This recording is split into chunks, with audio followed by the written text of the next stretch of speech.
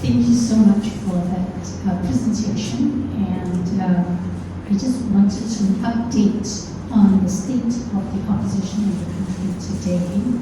As you're aware, Hoffman rulings have been just been meted out to both Ken Jerome and to Dr. Chee Soon Juan, which makes it practically impossible for the opposition to say anything in this country. So while it's all very well to have an alternative vision, and I applaud the party for having been daring enough to have a different vision of well-being economy, which I think a lot of Singaporeans are still very new to. I'd like for the party to actually talk about the state of the opposition today, an update on the coalition, because I noticed on your Instagram page you mentioned that you're entering into a coalition with some other small parties.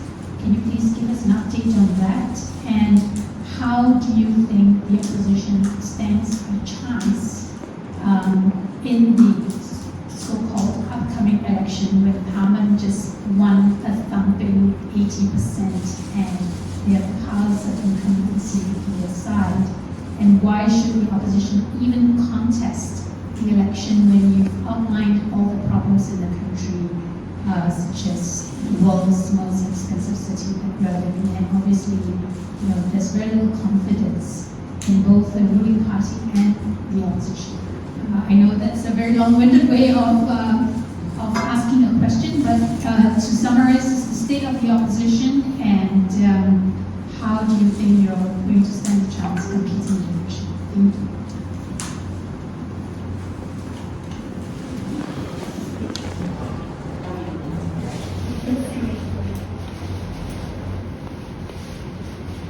Thanks, Hasina, for that question.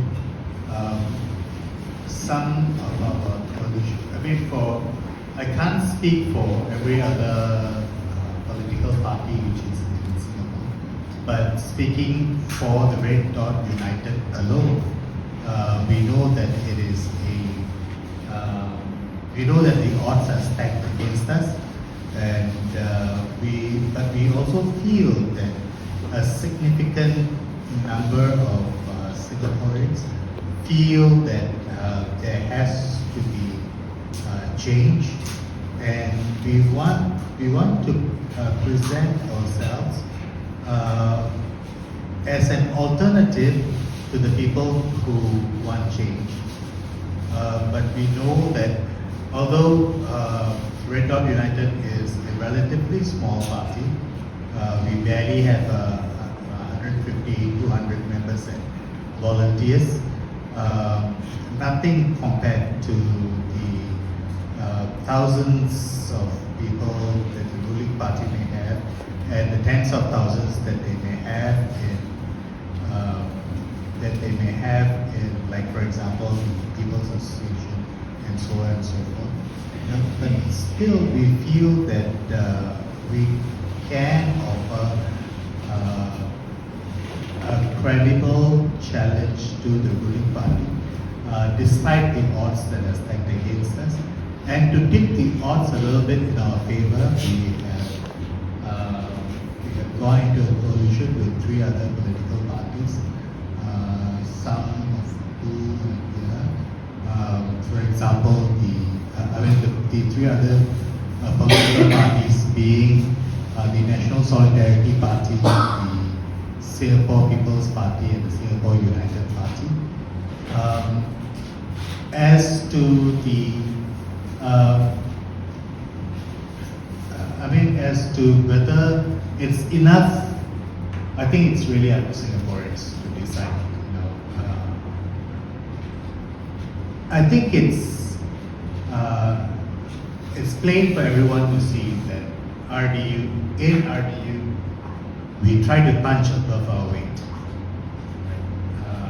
It's never easy to come out with an economic plan like that, a 10,000 word document that is coherent and makes sense and so on and so forth. Right? So there are hours and hours of work that goes into So, So what's the state of the opposition, given that just Kenneth and Dr. Chi were just talking? I think POPMA is we have stated our concerns about POPMA, and we are against it in its current form. That's our position. And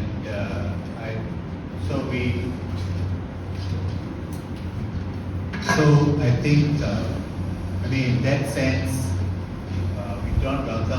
we do not agree with the POPMA as it's being used now. So that's as much as.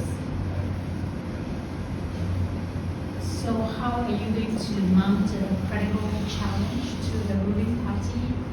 Is there a plan to run under one banner like the Malaysian template, the Pakistan template? It's too soon to discuss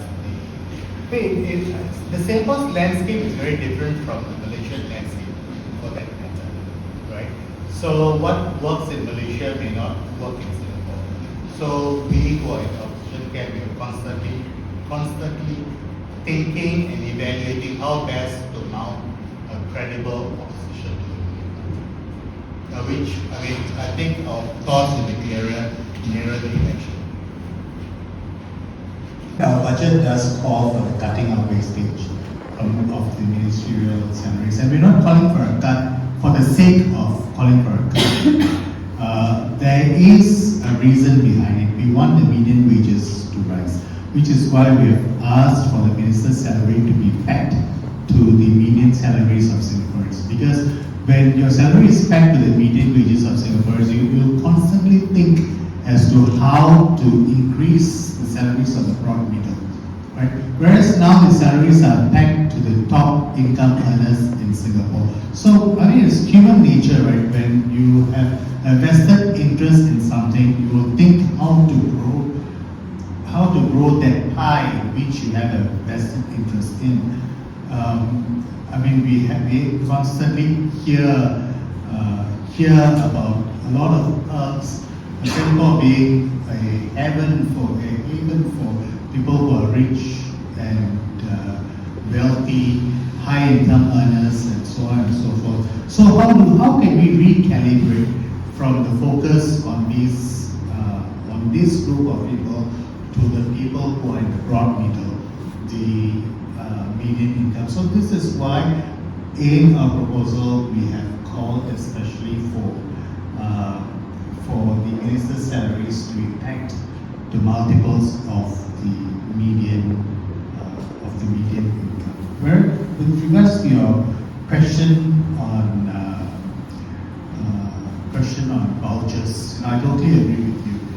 That I think it's unreasonable to ask citizens to live from voucher to voucher. And vouchers are always very problematic because they can be politicized. So, which is why one of the reasons why we call for it, universal basic income, is so that everyone receives it. It's less prone to be politicized. And the topic of the universal basic income is a conversation that we must have as a society, right? Because the way we work, the way that jobs work is changing, and it's changing rapidly. AI is changing it, technology is changing it.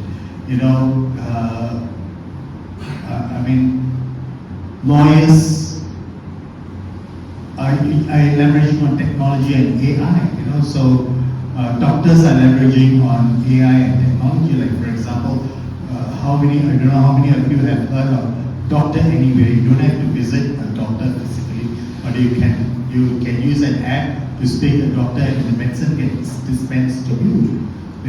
So technology is rapidly changing, and a lot of jobs are becoming redundant. Well, you may say that the doctor or the lawyer or the engineer will always find a way to be relevant in society. Well, that may be true. What about the person who is stocking the shelves in the supermarket who may not have the kind of skills that a doctor, a lawyer, or an engineer may have. Now, this is not a distant future, right? Because just a few months ago, some of us may have read that Amazon is phasing out some of its workers in its warehouse and replacing them with machines, right? So, of course, we have the place and train, the various programs, and so on and so forth, you know. But we have always trained and retrained humankind, you know, for the tens, hundreds, thousands of years. We have always trained and retrained and upskilled, you know, to keep ourselves relevant. There's nothing new in that country. We have to. So, but at the end of the day, people need to put food on the table for their families, and that is the most important thing. So, thank you for that question. Longest hours in the world, right? You're talking about working hours, right? I think Singaporeans work one of the longest hours in the world, right? At 48 hours, I think, 44 hours per week. Yeah. So I think we need better work-life balance, and I think it comes with legislation. I know that there is. I know that there is a lot of pushback, especially from employers, and we empathize with the employers because the employers are also Singaporeans, right? So we do empathize with them, but we need to find that balance. If some countries can, if some first world countries can make do with 4 working days a week, why can't Singapore? So I think it's a conversation. So these are hard conversations we as Singaporeans we need to have. And what are the trade-offs? You know, so and I think together as a society, we need to make those decisions together. I mean, the problem now is, as we highlighted in our shadow budget, there is really no participation. Right? And whatever participation you have is usually top down. Like, for example, one good example is the Forward Singapore exercise, where people participate, give their views. I mean, it's significant because a large number of people participated in the Forward Singapore exercise, right? But what's the final product? You know, some people have commented that it's no different from the other consultation exercises that happened before. It's just a carbon copy with some minor changes. So, without commenting too much on that, I think the future that we envision as Freedom United is a future where there is a lot more citizen participation, where we can discuss some of these more difficult topics like the working hours, the number of days that we should work, even the UBI. You know, what's the living wage? What the living wage should be? Should we cut taxes? Should we increase taxes?